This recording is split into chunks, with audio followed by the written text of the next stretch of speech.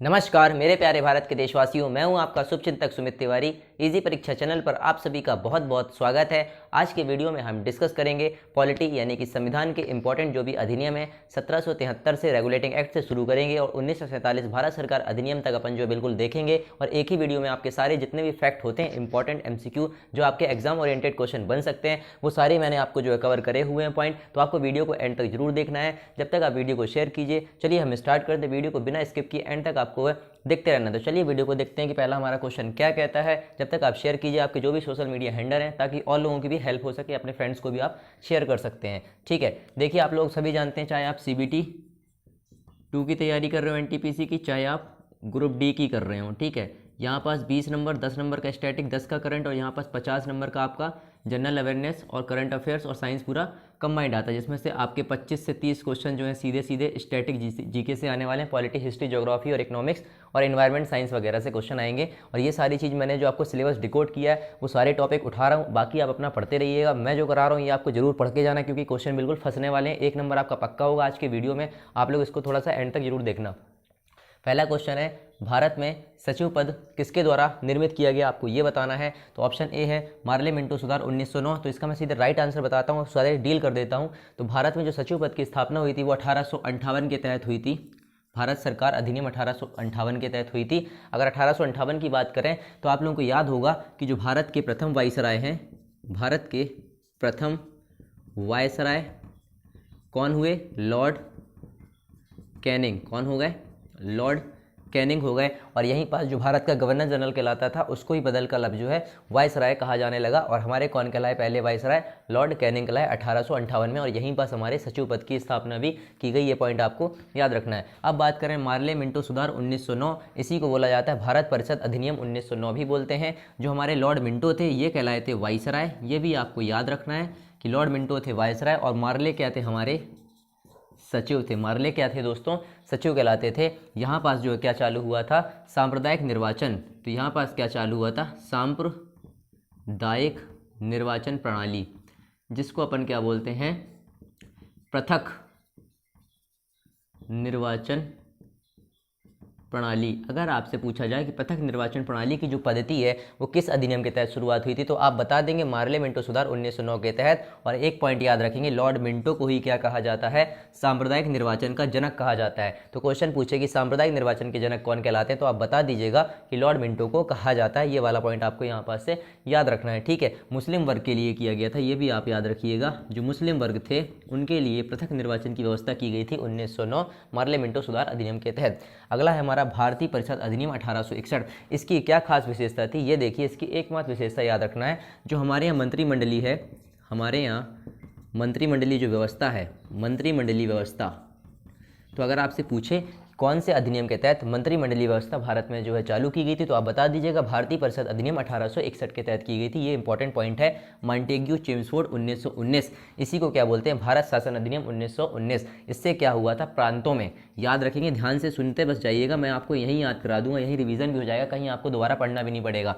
प्रांतों में जो द्वैध शासन, प्रांतों में द्वैध शासन, प्रांतों में द्वैध शासन की शुरुआत कहाँ से हुई थी? मॉन्टेग्यू चेम्सफोर्ड 1919 के तहत प्रांतों में द्वैध शासन की व्यवस्था की गई। आपको याद रखना है। अब यहीं आप लोग एक पॉइंट नोट कीजिएगा, जो द्वैध शासन है इसके जनक किसे कहा जाता है? तो द्वैध शासन के जनक जो कहा जाता है वो किसे कहते हैं? लियोनेस कार्टियस को कहते हैं। क्या कहते हैं? लियोनेस कार्टियस को कहते हैं। किसको कहते हैं? लियोनेस कार्टियस को कहते हैं। अब देखिए नेक्स्ट पॉइंट मैंने लिखा है भारत सरकार अधिनियम 1935। इसकी क्या खास विशेषता थी? एक तो आपको याद रखना है अखिल भारतीय संघ की स्थापना क्या होगी? अखिल भारतीय संघ की स्थापना, अखिल भारतीय संघ की स्थापना आप याद रखेंगे। एक संघीय न्यायालय बनाया गया था 1935 के तहत ही। 1937 में एक संघीय न्यायालय बनाया गया जो आगे चलकर हमारा सर्वोच्च न्यायालय बना, जिसको हम बोलते हैं सुप्रीम कोर्ट। तो आप कमेंट सेक्शन में छापिए कि सुप्रीम कोर्ट की स्थापना जो है वो कौन से सन में हुई थी। आपको जो है डेट बतानी है, कमेंट सेक्शन में बताइए जब तक। ठीक है, 1935 में ही क्या हुआ था? शक्तियों का पृथक्करण। आपने पढ़ा होगा कि शक्तियों का पृथक्करण, जिसमें 3 सूची होती है, संघ सूची, राज सूची और समवर्ती सूची। ये भी आपके 1935 अधिनियम के तहत ही आपको देखने मिले थे। ठीक है, अगला क्वेश्चन मैंने सेट किया है कि भारत में पहली बार विधान परिषद की स्थापना की गई थी अगर आपसे देखिए जब भी पहली बार वाला क्वेश्चन आ जाता है, ये अपने आप में ही मोस्ट इंपॉर्टेंट क्वेश्चन होता है, तो इसको आपको ध्यान से देखना है। क्वेश्चन ये है कि भारत में पहली बार विधान परिषद की स्थापना की गई थी, तो आप बता दीजिएगा 1853 का चार्टर अधिनियम। क्या बता देंगे? 1853 का चार्टर अधिनियम। यहाँ पास एक पॉइंट नोट करिएगा आप लोग कि 1853 चार्टर अधिनियम के तहत ही हमारे यहाँ जो भारत में भारतीयों को सिविल सेवा में परीक्षा देने की अनुमति प्रदान की गई थी। आपकी 1853 के चार्टर अधिनियम के तहत ही भारतीय को जो है सिविल सेवा में परीक्षा देने की बात भी की गई थी, और यहीं पास आपकी पहली बार विधान परिषद की स्थापना भी की गई थी।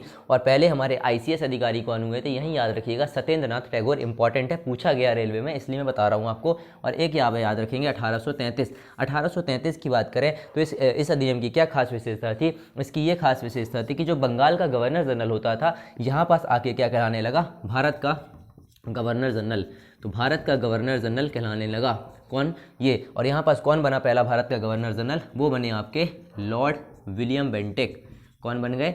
लॉर्ड विलियम बेंटिक जी बन गए हमारे, लॉर्ड विलियम बेंटिक, याद रखेंगे आप लोग, ठीक है। और यहाँ एक और पॉइंट याद रखेंगे, जो चाय का एक अधिकार होता था ईस्ट इंडिया कंपनी का, उसको पूर्णतः अब यहाँ पर समाप्त कर दिया गया। ये 1833 में अब किसी के साथ चाय का एक अधिकार नहीं था, ठीक है। अब 1800 या फिर किसी भी प्रकार का व्यापार नहीं था, इस टाइप का क्वेश्चन भी पूछा जाता है। 1892 का जो भारतीय परिषद अधिनियम है, इसकी क्या खास विशेषता है? इसको भी आप देखिएगा। इसकी एकमात्र खास विशेषता ये है कि जो भारतीय विधान परिषद थी, उसके जो भारतीय विधान परिषद को क्या बोला गया कि बजट में बहस करने की शक्ति की अनुमति दी गई। तो यहाँ पास बजट की बात करी गई, मतलब बजट पर जो है बहस करने की अनुमति यहाँ पास दी गई, ठीक है। अनुमति प्रदान कर दी गई, मतलब यहाँ पास आपको थोड़ा सा इजाज़त दे दी गई, ठीक है। 1892 के तहत ये पॉइंट भी आप याद रखेंगे। अब देखिए 1813 के चार्टर एक्ट में क्या खास बात है? यहाँ पास ये बोला गया कि जो भारत के साथ ईस्ट इंडिया का जो चाय का एक अधिकार था, उसको यहाँ पर समाप्त कर दिया गया, ठीक है। लेकिन चीन के साथ और पूर्वी देशों के साथ यहाँ पास बचा रहा। उसको कब समाप्त किया गया? 1833 में। कंफ्यूज मत होइएगा, अगर पूछा जाए आपसे कि भैया पूर्णतः एक अधिकार कब समाप्त किया गया, तो आप बता दीजिएगा 1833 के तहत। और अगर आप लोगों से पूछा जाए भैया कि आपको भारत के साथ एक अधिकार कब समाप्त किया गया और चीन के साथ व्यापार चालू रहा, तो आप बता दीजिएगा 1813 के तहत। और यहीं पास आपको क्या याद रखना है कि भैया आपका जो भारतीय शिक्षा है, भारतीय शिक्षा, तो भारतीय शिक्षा साहित्य, अगर भारतीय शिक्षा और साहित्य की बात की जाए तो इस पर प्रतिवर्ष 1 लाख रुपए खर्च किया जाएगा, ऐसा प्रावधान किया गया 1813 चार्टर अधिनियम के तहत। ये पॉइंट भी आप याद रखेंगे। अगला क्वेश्चन मैंने सेट किया, किस अधिनियम के द्वारा कार्यपालिका और न्यायपालिका के बीच शक्तियों का पृथक्करण हुआ? मतलब कार्यपालिका और न्यायपालिका अलग अलग हो गए, तो इसका राइट आंसर हो जाएगा ऑप्शन बी, 1781 का सेटल एक्ट में, इसको बोलते हैं सेटलमेंट एक्ट ऑफ इंडिया, ठीक है। यही आप याद रखना कि अगर पूछा जाए कि आपसे सेटलमेंट ऑफ एक्ट किसे कहा जाता है, तो आप बता दीजिएगा सेटलमेंट ऑफ एक्ट जो कहा जाता है वो 1781 का एक्ट कहलाता है। 1781 का एक्ट, तो सेटलमेंट ऑफ एक्ट जो है 1781 को कहते हैं। यहीं पास कार्यपालिका और न्यायपालिका का शक्ति का पृथक्करण किया गया। अब देखिए पिट्स इंडिया एक्ट की क्या खास बात थी? यहाँ पास 2 बोर्ड बनाए गए। एक बोर्ड बनाया गया आपका कौन सा? BOC, जिसे बोला गया board of control. Board of control में क्या किया गया? जो राजनीतिक कार्य होते थे वो इसके नियंत्रण में आ गए। राजनीतिक कार्य जो होते थे वो बोर्ड ऑफ कंट्रोल के नियंत्रण में। और एक होता था COD, इसको बोलते थे कोर्ट ऑफ डायरेक्टर। तो कोर्ट ऑफ जो डायरेक्टर होता था, इसके जो कार्य होते थे वो क्या होते थे? वो होते थे वाणिज्यिक। कौन से? तो वाणिज्यिक। तो अब यहाँ से बात क्या निकलती है कि भैया यहाँ से ईस्ट इंडिया कंपनी या फिर जो यहाँ पर संसद थी, ब्रिटिश संसद, उनके वाणिज्यिक और राजनीतिक कार्यों का जो पृथक्करण हुआ वो हुआ आपका पिट्स इंडिया एक्ट 1784 के तहत। और आपसे पूछा जाए वाणिज्यिक कार्य किसके अंडर में आए, तो वो आए कोर्ट ऑफ डायरेक्टर, और राजनीतिक कार्य किसके अंडर में आए, तो वो आए आपके बोर्ड ऑफ कंट्रोल के अंदर में। ये आप याद रखेंगे, ठीक है। अब देखिए चार्टर अधिनियम 1813 में पहले ही डिस्कस कर चुका हूँ, एक बार और इंपॉर्टेंट पॉइंट बता देता हूँ। यहाँ पास 1 लाख रुपए खर्च करने की बात की गई, किस पर? भारतीय शिक्षा पर और साहित्य पर 1 लाख का प्रावधान प्रतिवर्ष खर्च किया जाएगा चार्टर अधिनियम 1813 के तहत। और भारत के साथ एक अधिकार भी यहाँ पास व्यापार का समाप्त हो गया, लेकिन चीन के साथ यहाँ पास जारी रहा। पॉइंट याद रखेंगे आप लोग। 1773 रेगुलेटिंग एक्ट की क्या खास बात थी? 3 प्रेसिडेंसी हुआ करती थी, बम्बई, मद्रास और आपकी हो गई बंगाल। तो इन 3 के जो बंगाल के गवर्नर होते थे, अब यहाँ पास बंगाल का गवर्नर, जो बंगाल का गवर्नर होता था, बंगाल का जो गवर्नर होता था उसको जो है गवर्नर जनरल बना दिया गया। बंगाल का गवर्नर जनरल, तो गवर्नर जनरल, तो पहले गवर्नर जनरल कौन हुए? ये हुए आपके वारेन हेस्टिंग्स। क्वेश्चन हो गया आपका, पता होगा आपको, देखिए रिवीजन हुआ कि नहीं हुआ। Warren Hastings. तो अगर आपसे पूछा जाए कि बंगाल के पहले गवर्नर जनरल कौन थे, आप बता दीजिएगा वॉरेन हेस्टिंग्स थे 1773 रेगुलेटिंग एक्ट के तहत। एक खास बात और है, यहाँ पास लिखित संविधान की जो है प्रस्तावना भी यहाँ पास आपको देखने मिली थी, लिखित संविधान।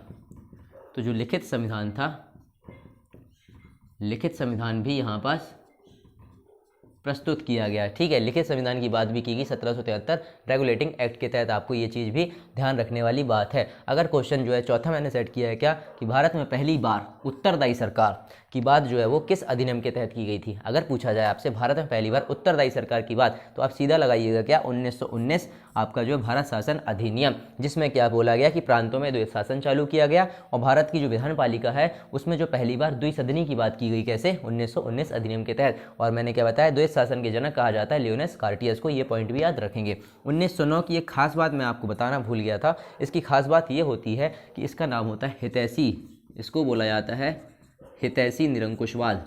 अगर आप लोगों से पूछा जाए कि हितैषी निरंकुशवाद की अवधारणा कहाँ से पैदा हुई थी, अगर आपसे पूछा जाए कि हितैषी जो है निरंकुशवाद की अवधारणा कौन से जो है अधिनियम के तहत जो है प्रावधान था, तो ये आपको बोला जाता है 1909 भारत परिषद अधिनियम के तहत ही ये देखने मिली थी। हितैषी निरंकुशवाद इसको कहा जाता था, ये पॉइंट याद रखेंगे। 1935 का एक पॉइंट याद रखना, जो अवशिष्ट शक्तियाँ होती थी वो गवर्नर जनरल के पास होती थी। जो अवशिष्ट शक्तियाँ होती थी, जो अवशिष्ट शक्तियाँ होती थी वो होती थी गवर्नर जनरल के पास होती थी, गवर्नर जनरल के पास होती थी। ये वाला 1935 का आपको पॉइंट याद रखना है। और यहाँ पास केंद्र में द्वैध शासन लगाया गया, केंद्र में द्वैध शासन लगाया गया। तो अब देखिए आप लोग, यहाँ केंद्र में द्वैध शासन लगाया गया और प्रांतों से हटा लिया गया, मतलब यहाँ पास बात की गई प्रांतीय स्वायत्तता की बात की गई, प्रांतीय स्वायत्तता की बात। अगर आपसे क्वेश्चन पूछे कि प्रांतों की स्वायत्तता की बात की गई तो 1935, लेकिन प्रांतों में द्वैध शासन लगा था 1919 के तहत और केंद्र में लगा दिया गया 1935 के तहत। याद रहेगा आप लोगों को, ठीक है। अब 1858, यहाँ पास एक खास बात और क्या देखने को मिल सकती है, जो ईस्ट इंडिया कंपनी का जो अधिकार था भारत पर, अब वो अधिकार किसको दे दिया गया, सीधे ब्रिटिश क्राउन के पास चला गया। किसके पास चला गया, अब ये ब्रिटिश क्राउन के पास चला गया। किसके पास, ब्रिटिश क्राउन के पास चला गया था। ये पॉइंट भी आपको यहाँ पास याद रखना। और यहीं पास जो है मंत्री पद की भी स्थापना होती है, यानी कि मंत्री पद भी यहीं पास आता है आप लोगों का 1858 भारत शासन अधिनियम। ये ओवरऑल था। अब मैं इसको एक मिनट में फटाक से रिवीजन करूंगा, यहीं आपका रिवीजन हो जाएगा, जिससे आपको याद रहे हमेशा। देखिए, भारत में जो है सचिव पद जो है किसके निर्मित कराया था, ये कराया गया था किसके द्वारा, भारत सरकार अधिनियम 1858 के द्वारा। और भारत के पहले वायसराय का नाम क्या है, लॉर्ड कैनिंग। और ये पहले क्या कहलाते थे, भारत के गवर्नर जनरल की जगह भारत का वायसराय आ गया। और यहाँ पास जो ईस्ट इंडिया कंपनी का शासन था वो सीधे किसके पास चला गया, ब्रिटिश क्राउन के पास चला गया। यहाँ तक आपको आ गया। और मंत्री पद की स्थापना भी 1858 के तहत आपको देखने मिल जाएगी, ठीक है। अब देखिए, मार्ले मिंटो सुधार, जो हमारे मिंटो थे इनको वायसराय बोला गया, और जो आपके मार्ले थे ये सचिव कहलाते थे। और ये जो लॉर्ड मिंटो थे इन्हीं को क्या बोला जाता है, सांप्रदायिक निर्वाचन के जनक बोला जाता है। सांप्रदायिक निर्वाचन के जनक लॉर्ड मिंटो को बोला जाता है।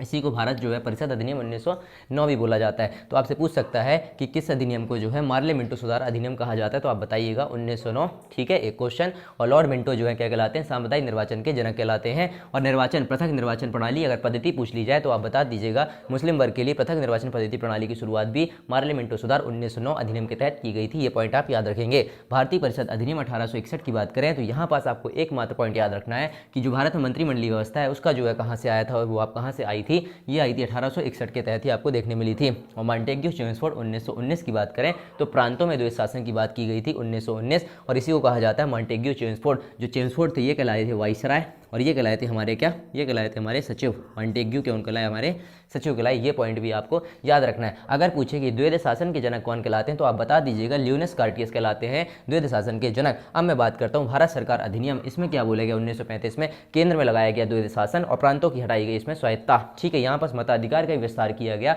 यहाँ संघीय न्यायालय 1937 में जो स्थापना हुई, जो आगे चलकर सुप्रीम कोर्ट की स्थापना, सुप्रीम कोर्ट कहलाता है। आप कमेंट सेक्शन में छापेंगे कि सुप्रीम कोर्ट की स्थापना कौन से सन में हुई थी, आप कमेंट सेक्शन में ये बताएंगे। और यहीं पास अखिल भारतीय संघ की बात की गई थी, ये भी पॉइंट आपको याद रखना है। शक्तियों के पृथक्करण की बात, जिसमें 3 सूची आती है, संघ सूची, राज्य सूची और समवर्ती सूची। याद होता जाएगा, ध्यान से सुनते चलिएगा बस। भारत में जो है पहली बार विधान परिषद की स्थापना की गई थी, आपको ये बताना है तो आप बता दीजिएगा। चार्टर अधिनियम 1853 के तहत हुई थी और इसी को बोला गया था भारतीय सिविल सेवा परीक्षा। तो इसमें क्या बोला कि जो भारतीय थे उनको भी जो सिविल सेवा परीक्षाओं में भाग लेने की अनुमति दी गई। और पहले हमारे ICS अधिकारी कौन हुए, सत्येंद्र नाथ टैगोर हुए। 1813 की क्या खास बात है, कि इसमें प्रतिवर्ष 1 लाख रुपए खर्च किया जाएगा भारतीय शिक्षा और साहित्य के लिए। और इसमें बोला गया कि भारत के साथ जो है वो एकाधिकार समाप्त कर दिया गया है, लेकिन चीन और पूर्वी देशों के साथ एकाधिकार व्यापार का चालू रहा है। अगर पूछा जाए कि पूर्णतः व्यापारिक एकाधिकार पूर्णतः समाप्त कर दिया गया ईस्ट इंडिया कंपनी का, तो वो हुआ था 1833 के तहत। पूर्णतः की बात कर रहा हूँ, वर्ड आपको ध्यान रखना है। और भारत का जो गवर्नर जनरल पहले हुए वो कौन हुए? Lord William Bentinck. पहले यहाँ पास कौन होते थे? बंगाल के गवर्नर जनरल की जगह भारत का गवर्नर जनरल आ चुका था। एक पॉइंट याद रखेंगे आप लोग कि यहीं पास जो है भारत का पहला विधि आयोग की स्थापना हुई थी। विधि आयोग की स्थापना कब हुई? 1835 में। आपको क्या देखने मिली? विधि आयोग की स्थापना हुई। आप कमेंट सेक्शन में छापेंगे विधि आयोग के जो अध्यक्ष हुए थे वो किसकी अध्यक्षता में विधि आयोग का गठन किया गया था, ये आप हमें बताएंगे, ठीक है। 1892 की क्या खास बात है? ये हो जाती है भारतीय परिषद, भारतीय जो विधान परिषद थी उस पर बजट जो होता था उस पर बहस करने की शक्ति की अनुमति हमको मिल गई 1892 के तहत। ये एकमात्र पॉइंट आप याद रखेंगे। किस अधिनियम द्वारा जो कार्यपालिका और न्यायपालिका के पृथक्करण की बात की गई थी? सेटलमेंट ऑफ एक्ट इंडिया 1783 के तहत इसको की गई थी, सॉरी, ठीक है। इसी को बोला जाता है सेटलमेंट ऑफ एक्ट इंडिया, ठीक है। और फिट्स इंडिया एक्ट 1784 की खास बात थी, इसमें बोर्ड ऑफ कंट्रोल की बात की गई और आपको कोर्ट ऑफ डायरेक्टर, तो कोर्ट ऑफ डायरेक्टर का मतलब होता है वाणिज्यिक कार्य और बोर्ड ऑफ कंट्रोल के पास चलेगा राजनीतिक कार्य। ये आपको पॉइंट याद रखना है। तो वाणिज्यिक और राजनीतिक कार्यों का जो पृथक्करण हुआ वो हुआ आपका फिट्स इंडिया एक्ट के तहत। चार्टर अधिनियम जो होता है वो 1813 में बता चुका हूँ, 1 लाख रुपये प्रतिवर्ष खर्च किया जाएगा भारतीय शिक्षा और साहित्य के लिए। 1773 रेगुलेटिंग एक्ट इसको बोला जाता है, ये भी आपको याद रखना है। इसमें क्या हुआ कि बंबई, मद्रास और बंगाल की 3 प्रेसिडेंसियों के जो गवर्नर होते थे उसको बंगाल का गवर्नर कहा जाने लगा। कौन कहलाए? बंगाल के गवर्नर को बंगाल का गवर्नर जनरल कहा जाने लगा 1773 के तहत। ये पॉइंट आपको याद रखना पड़ेगा। पहले हमारे जो बंगाल के गवर्नर जनरल कौन कहलाए? वो कहलाए आपके वॉरेन हेस्टिंग्स। यहाँ तक ये पॉइंट याद रखेंगे। और 1773 के तहत ही पहली बार लिखित संविधान जो हुआ था वो भी यहाँ पास प्रस्तुत की गई थी, ठीक है। अब देखते हैं भारत में पहली बार उत्तरदायी सरकार की बात जो है वो किस अधिनियम के तहत की गई थी, ये आपको बताना है। तो ये किया गया था 1919 अधिनियम के तहत। और इसी में जो है प्रांतों में द्वैध शासन की बात की गई और द्वैध शासन के जनक कहलाते हैं लियोनस क्वार्टियस कहलाते हैं। और भारतीय विधान पालिका में पहली बार द्विसदनी पद्धति जो आई थी वो भी आपकी 1919 के तहत आई थी। 1858 में डिस्कस कर चुका हूँ कि भैया सीधे ईस्ट इंडिया कंपनी से शासन लेकर सीधे ब्रिटिश जो है क्राउन के हाथों में दे दिया गया। 1909 को भारतीय परिषद अधिनियम को क्या बोला जाता है? हितैषी निरंकुशवाद कहा जाता है। 1935 की एक खास बात याद रखेंगे, जो अवशिष्ट शक्तियां होती हैं वो किसके पास होती हैं? गवर्नर जनरल के पास होती हैं। ये पूरा ओवरऑल आज का वीडियो था, आप लोग एक बार नजर मार सकते हैं और अपनी राय और अपनी सुझाव कमेंट सेक्शन में जरूर बताइएगा आपको जिस भी टॉपिक में दिक्कत है। और वैसे मैं पूरा ही आपका जो जनरल अवेयरनेस करंट अफेयर्स और साइंस कवर कराने की कोशिश करूंगा। बिल्कुल 23 फरवरी तक आपको जो है